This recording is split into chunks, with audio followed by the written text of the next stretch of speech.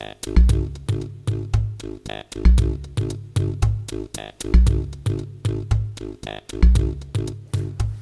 I think incorporating women's rights change some of the outcomes, but what's most important is incorporating women's rights is the right thing to do, because we can't just look at half of a society if we really want to measure social inclusion.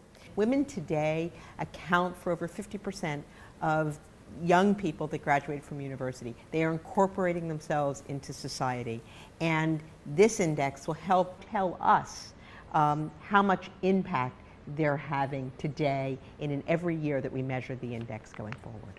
There are 5 main areas that were used to measure women's rights: maternal mortality rate, abortion laws and degrees of permissibility of abortion in a country, women in political power, violence against women, and information on physical violence and sexual violence against women that is accurate and understandable. And each one of them is very, very important, because at the end of the day, women and social inclusion is about women having very basic rights.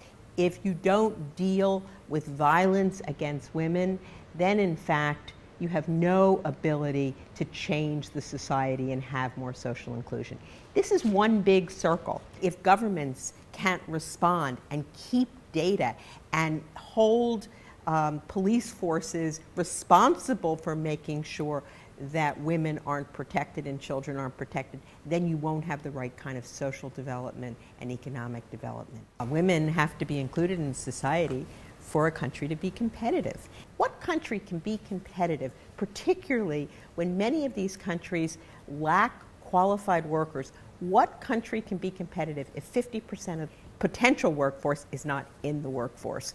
So that's what makes this very, very important, that we measure, that we look, and that we support women to make decisions, whether it be to go into politics, whether it be to go into the workforce, whether it be to be incredible entrepreneurs. These are all really important in terms of the long-term economic growth of the country and the economic competitiveness of the country.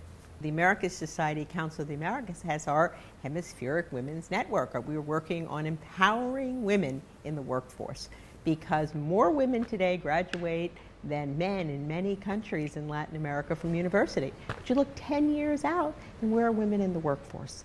So I would hope that this index, and when people break down the variables of this index, that they will use this as a way to say we need to change. We need to change what's going on in some of the countries that ranked at the bottom. It's very important because it's opening up a discussion and a dialogue.